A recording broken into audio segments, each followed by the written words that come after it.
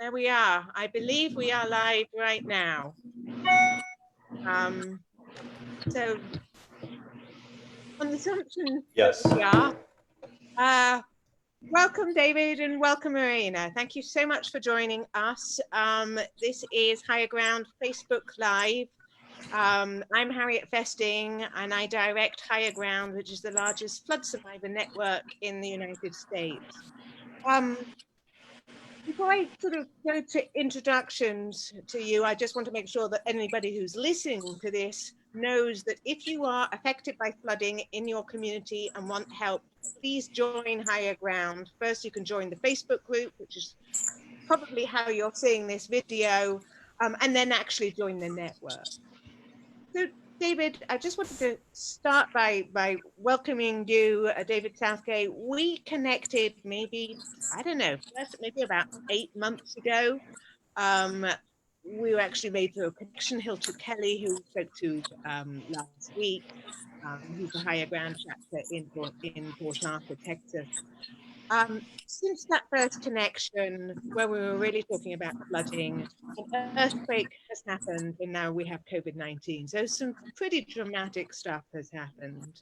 And then really what brought me to speak to you was this fantastic, incredibly powerful image of you, and I think possibly you, Marina, as well, with the mask on, cooking.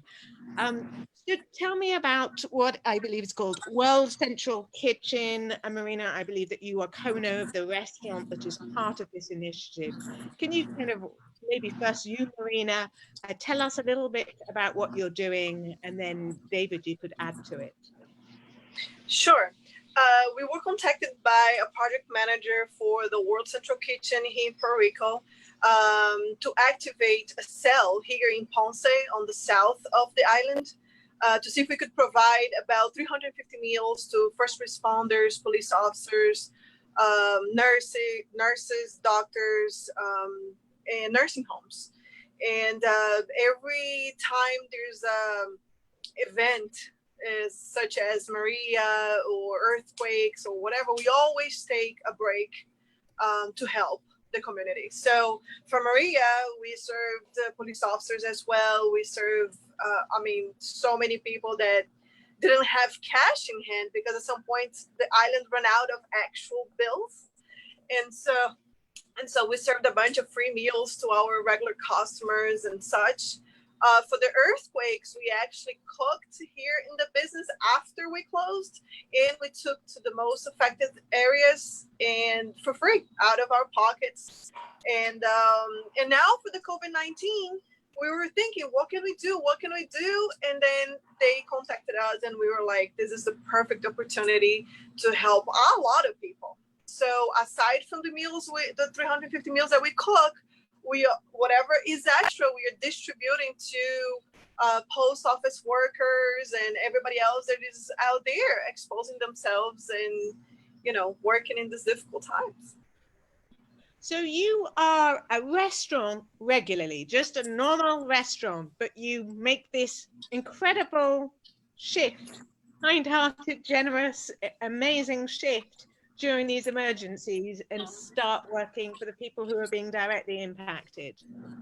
Yes, in reality, we are kind of like a fast food, and we're not even like a full-blown restaurant. Our space is 10 by 16. It's very tiny. But we always make sure that we somehow, between all the craziness that happens in Puerto Rico, we find time to help the community and do the best we can. I mean, it's very tiny, but we are rocking the 350 meals every day. And so how are you getting the food to the people who need it, given, the need to social distance, etc.? In reality, the city of Ponce is the one that decides where the meals go, because they are the ones that know who needs the most, because nursing homes contact them, hospitals contact them, so they direct us to divide where each food goes. So it's basically the city of Ponce. Wonderful, thank you. And David, how did you get involved in this, and what's your role? And tell me a little bit more about how that happened. Sure. I was asleep on January 6th to the 7th and was awakened very abruptly from my bed, as I'm sure Marina was, to a 6.4 earthquake. My house was fine. My family was fine. And I reached out to my friend Crystal Bell, who works in economic development tourism in the city of Ponce. And I said, Crystal, where do we need volunteers? I'd like to volunteer. And she said, show up here, and it's Central World Kitchen. I'd heard of Central World Kitchen, but I hadn't been exposed to it really at all. So I showed up, and after 3 days there, the person who was leading the effort there in Ponce, who came in from Washington, D.C., she said, David, we see your skill and we see your commitment and your spirit, and we'd really like to extend to you an opportunity to continue on with us as a contract. And actually at that moment in time, I had no income. I had just come off of a project, and so it was very much welcome. And I did it from a place of appreciation. And I was just really, without sounding too PC-weesy, I was just really pleasantly surprised at how the universe embraced me, and in me embracing my community. And so, well, from there, I was, I think, about 8 weeks with them in the emergency response. We were doing a lot more food.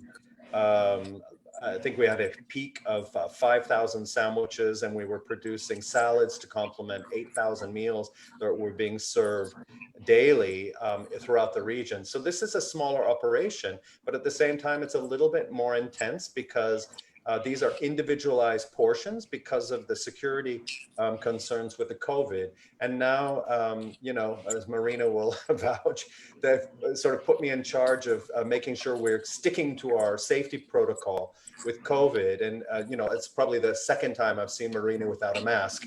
And we're very, very taking it very, very seriously. Everyone who comes from the city to pick up the food to distribute to the areas must follow these procedures, and we log everyone, we take their temperatures. I mean, we're very, very serious about it. We want everyone to stay safe. Mm-hmm. Wow.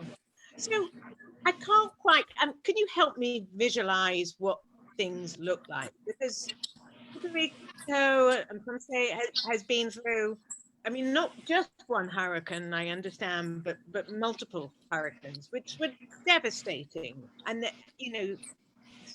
has not had the support it has needed to have from federal government. And so, people have not got back into their homes in time. And then the earthquake on top of that, and then COVID-19 on top of that. Kind of, is it feelings of despair, of hope? Is it, devastation? What does everything look like and feel like? I think Puerto Rico's people are incredibly resilient, Harriet. And I think that we've learned through these terrible disasters how to really coalesce as communities and really come together. Where our government may be failing us, our communities have pulled together, like in this example with the food and the World Central Kitchen, and the glorious, generous hearts of people coming forward. At the same time, the realities are, as you've heard in other places, where there are disasters, or economic or environmental or seismic or epidemiological, the communities that were vulnerable already are really the communities that are extremely that much more vulnerable. And we still have people 2 years after the hurricanes living under blue roofs, these tarps, so they don't have proper roofs. And we have people living in stadiums outside under tarps. And it's just very, very sad situation. And the government, I think, is happy to see us move on and these people forgotten about. But of course, we don't forget about them because they're our neighbors. And Marina, were you involved in post-hurricane, relief as well, in terms of doing kitchen, giving people food? Yes, when the Hurricane Maria passed, we had no communication whatsoever. And I reopened my business 2 days after the hurricane hit. And I never closed for about 5 to 6 weeks. And in that time, when we finally got a glimpse of internet, that's when that was my first contact with World Central Kitchen, because they contacted me to cook. But at that time, I was serving more as a community hub, because I got the newspaper delivered to my business. So everybody was coming to my business to get the newspaper. They were asking each other, have you been to this place? Have you been to that place? Is that road open? And people would congregate there. And like I said, we would, just give away food, especially to police officers, because we were parked right in front of their central building. And they were working 16, 17 hours sometimes a day. So we'll give them free coffee. What I actually serve is a fried sugary dough. That's the only thing that I actually do. And it's very, very famous here in the south of the island. And I was giving them for free. And it was heartbreaking at the time. And I wanted to do my part. And that's how we did it. That's how we did it. Right.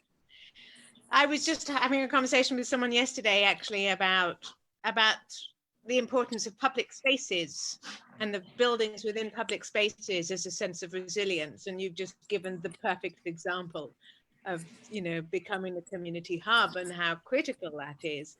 I mean, not just practically and financially, but emotionally, that a place where people could congregate and share stories. Yeah, I think we gave them a sense of, it's not, because when we woke up after Hurricane Maria, Ponce was devastated.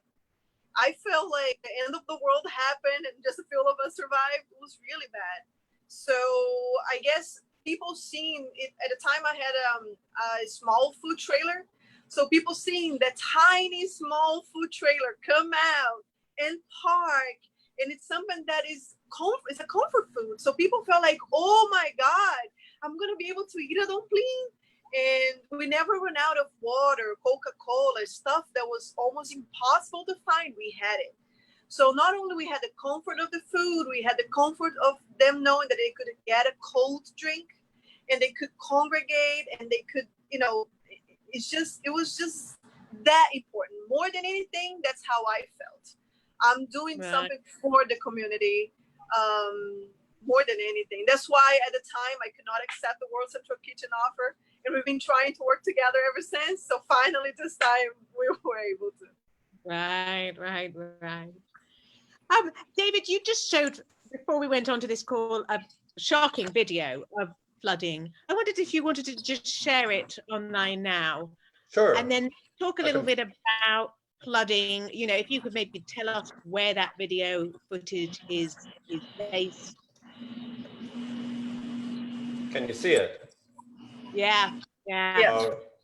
So that's actually in Ponce, Playa, and this video was shot maybe 3 years ago. And this is when I first started getting involved in the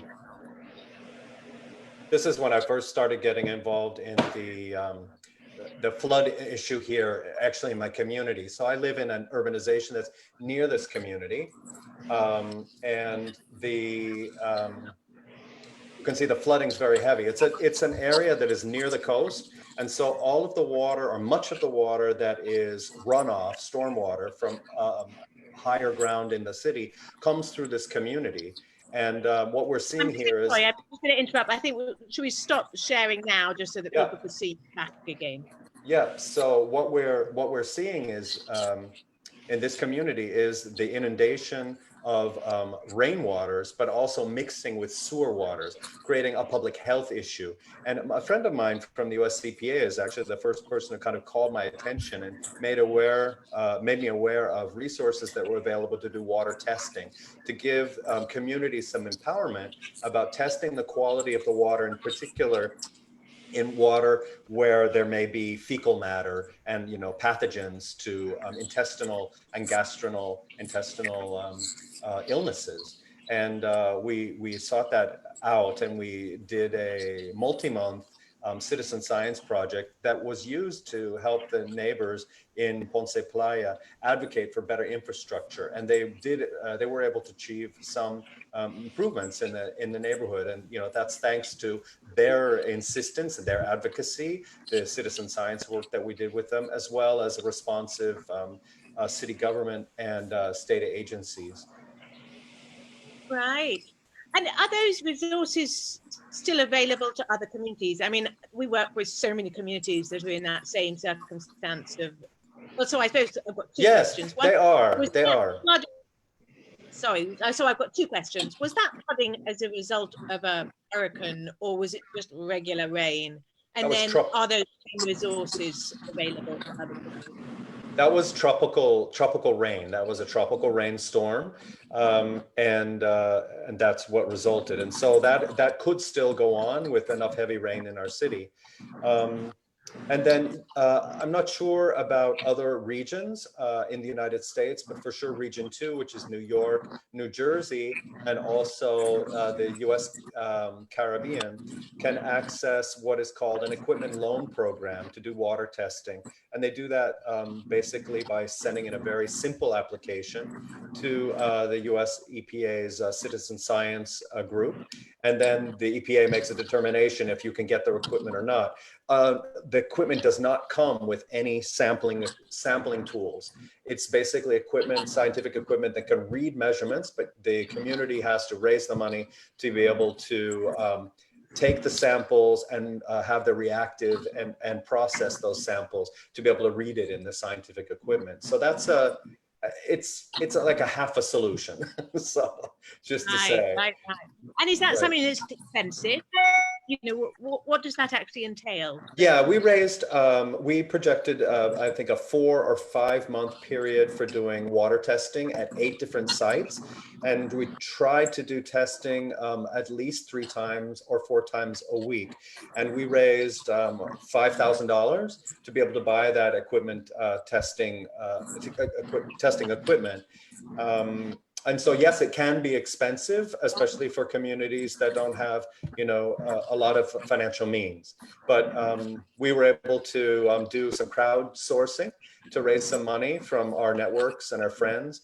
And also, I applied for a small grant at a local mall that has an outreach program in giving back. And so they awarded us funds, which also helped with that.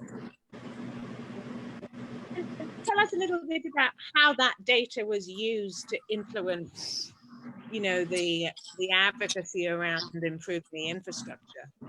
Right. So first of all, the work with the US EPA required that we created a quality assurance project plan, which is basically a technical document that explains what we're going to do, why we're going to do it, how we're going to do it, and what we're going to do with the information afterwards. So it's basically our roadmap. And then we trained the people.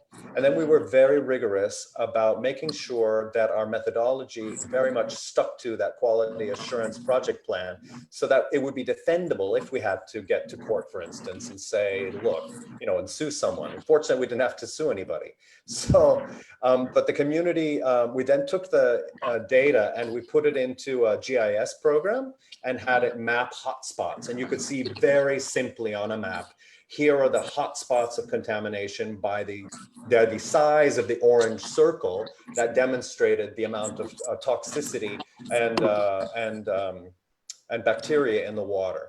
And that was very, very helpful because the agencies had not seen that before. They'd seen these videos, but they had not seen actual data that demonstrated that. And so the particular community activists really went out there and they were on the front. So we helped them get the tools ready to go and do that. And they really did their thing, worked their magic, and were stern and persistent. Right. So we've been, you know, in contact maybe for about 6 months, and we've mostly been focusing, you know, through your membership of Higher Ground on getting funding to do something, maybe give us sort of a broader picture of what you see as the sort of flooding / resilience challenges that you're most interested in focusing on, and the kind of help that you need? Well, I mean, we're on an island, number one. So, and we're surrounded by coast. So climate change is very much a real and present reality and danger for us. And I think it's beholden upon us to lift ourselves up and increase our capacity as neighbors and people who work and in our communities to respond to the issues that we can related to flooding, related to, in the seismic activities. Some parts of the island have actually gone a little bit underwater. So it's not just climate change, it's also seismic. And so what can we do to protect the natural areas that serves as buffers and add resiliency and mitigation for our communities that live in coast, on the coast? I think that's very, very important.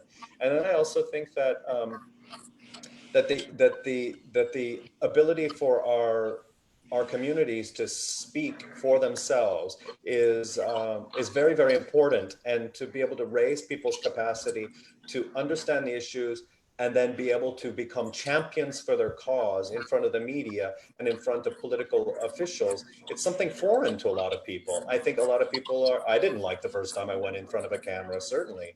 And these are skills that you learn, and we can help people learn those skills. So really the people have the power in those situations and circumstances. And then I think we also need to take a balanced approach to economic development. We're hearing all these beautiful stories about how the air is cleaner and how the waterways are cleaner, the wildlife is coming back.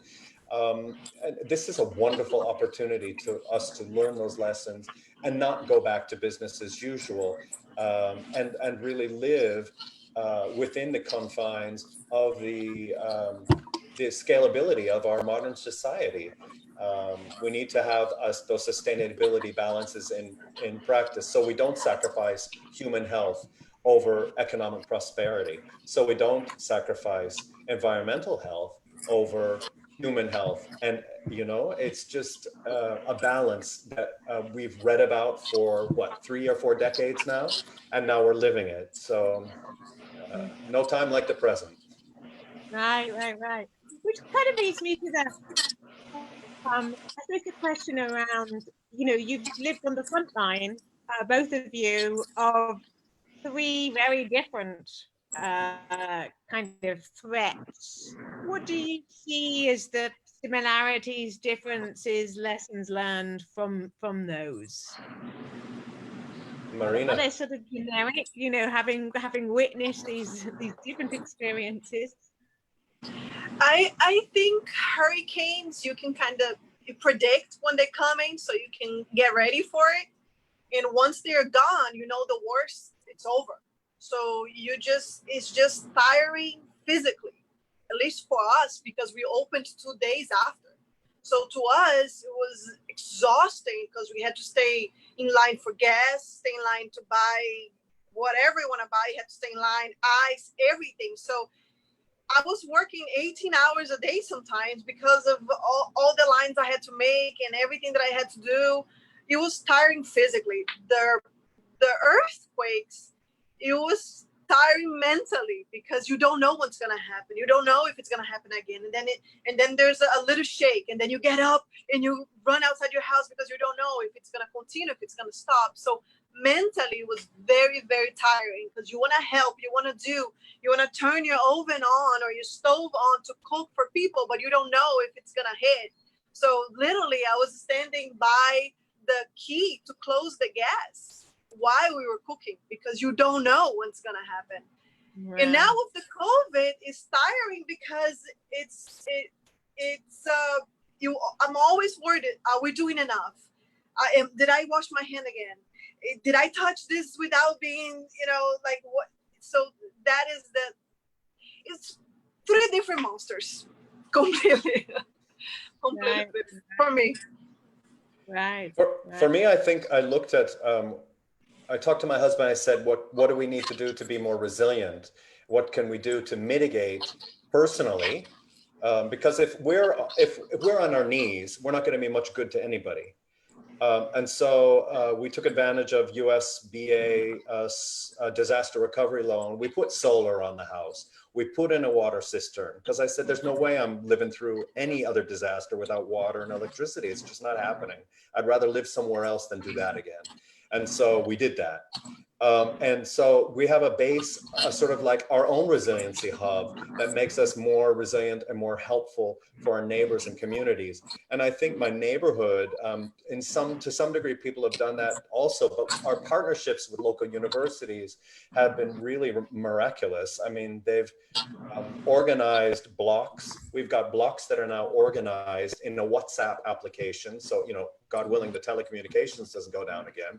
We know how to get in touch with sectors of our neighborhood very, very quickly and communicate information very rapidly. And my next door neighbor is on the committee of this neighborhood organization.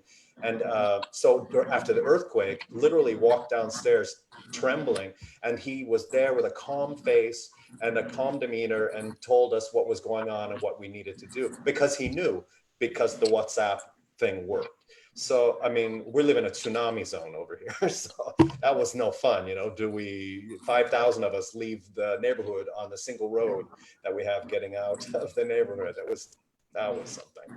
But yeah, I think it's just extending these lessons in mitigation and resiliency. So resiliency hubs, for instance, there are people who study this and it's a thing. But when you look at the resiliency hub plans, have they planned for enough kitchen space and movement of vehicles to be able to mobilize 8,000 meals to serve the neighboring communities? Well, no, they haven't, because it's not in those best practice plans. So, I mean, being on the front lines of it, I mean, we can help to influence those resilience hubs that are built here that include, you know, economic pieces, so small business people can get up online and earn money like they need to do, so people can get fed, and so they're properly sheltered. We have a lot of learning to do, and we have a short amount of time to do it. Right. Which just actually, one thing I seem to remember reading, Marina, was that you're being supplied by local farmers. Is that correct? Yes, it's correct. We have a list of farm to table agricultures and people that provide all kinds of things.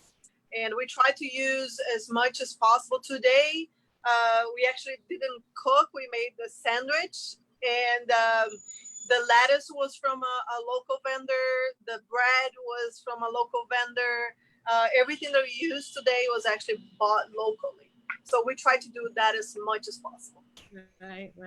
Yeah, the World Central Kitchen is very aware of sustainability issues. They formed this program called Plow to Plate, which provides small grants, I think of up to $20,000, to help very small farmholds become more economically sustainable, self-sustainable. And then they support those efforts by communicating with the groups like Marinas and the other kitchens on the island, so they can supply food and get that food out to market. Right. One thing I'm realizing through the Higher Ground members really is just that it's so much about networks, and that what makes so many of the Higher Ground members so well equipped, as well as it can be for COVID-19, for those kind of totally unexpected, unknown disasters, is that they have the networks with residents. They know who to call, they know who's most vulnerable, they know where the resources are. And in a way, that's just what I'm hearing from you, that you're not only are connected to those networks, but you yourself became a network hub where residents and people could come to communicate and in a way feel safe by doing that. Yes. Thank you so much. This has been so inspiring, and it's so wonderful to hear from you. And thank you for your incredible work. And you know, I look forward to staying in touch with you as things progress in this kind of very unknown period of time. Absolutely. Thank you. Thank you so much, Harriet. And thank you for all the work you're doing. It's real encouragement.